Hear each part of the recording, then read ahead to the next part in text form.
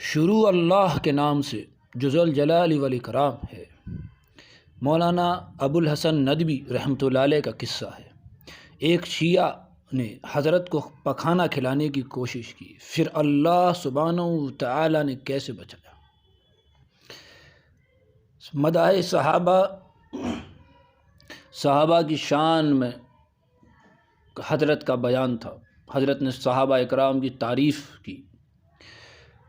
اس کے بعد بیان ہوا، حضرت کے پاس ایک شخص آیا جو وہاں بڑے عہدے دار تھا، حکومت میں آیا اور حضرت سے منت سماجت کی، درخواست کی، عاجزی تواضع چہرے سے ظاہر کی اور حضرت سے کہا میرے یہاں کا کھانا قبول فرمائے۔ حضرت نے دعوت اس کی قبول فرمائی اور حضرت جہاں مقیم یعنی حضرت نے جہاں قیام تھا ہوٹل میں، وہیں وہ شخص حضرت کے لیے کھانا پیک کر کے بھیج دیتا، کھانا آ جاتا۔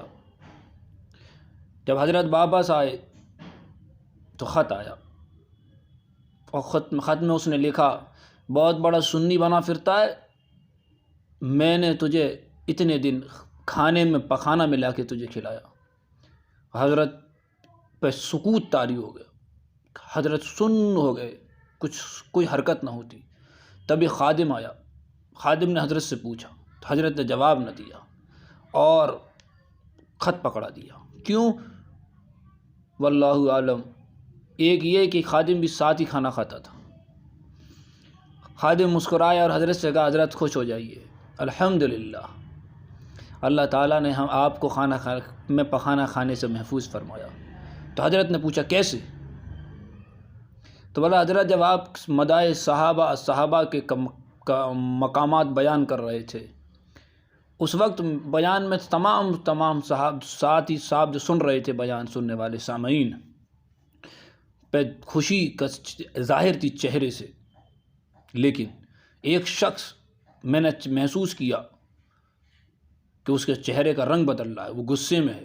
تو مجھے بھی خیال ہوا کہ وہ کوئی مسئلہ ہے۔ تحقیق کر کے پتہ چلا کہ وہ رافضی ہے، یعنی شیعہ ہے، اور بعد بیان کے پتہ چلا کہ وہی آپ کی دعوت کے لیے آ گیا اور یہ اور وہ اور آپ کی منت سماجت کرنے لگا اور یہاں تک پہنچا کہ اس نے دعوت قبول کرا لی آپ سے۔ اس کا کھانا پیک ہو کے آتا تھا حضرت۔ اسی بیچ میں نے ایک دوسرے شخص سے کہا کہ حضرت کے لیے دعوت کرو گے؟ تو ایک صاحب نے قبول فرمائی بڑی خوشی سے۔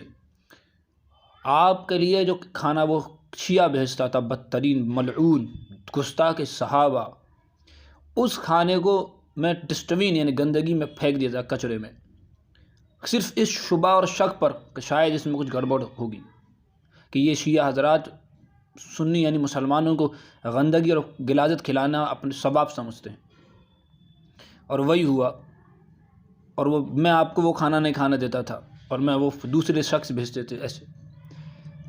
تو میرے بھائیو، یہ ایسی گندی قوم ہے، اس صحابہ کی نفرت میں اور ہم مسلمان سنیوں کی نفرت میں کس قدر جلتی ہے۔ میرا خود کا ایک قصہ ہے کہ میں نے ایک صاحب سے پوچھا جو بائی فیس یعنی ان کے یعنی صوفی مزاج، ایک دم شیعوں کے صوفی ایک دم، اور میں بالکل پگڑی وگڑی اور عجیب و غریب سے۔ تو میں نے ان سے پوچھا ایک دن، ہم نے آپ کے بارے میں سنا ہے کہ آپ ہم کھانے میں تھوکتے ہیں ہم نے تو خالی تھوک کہا تھا۔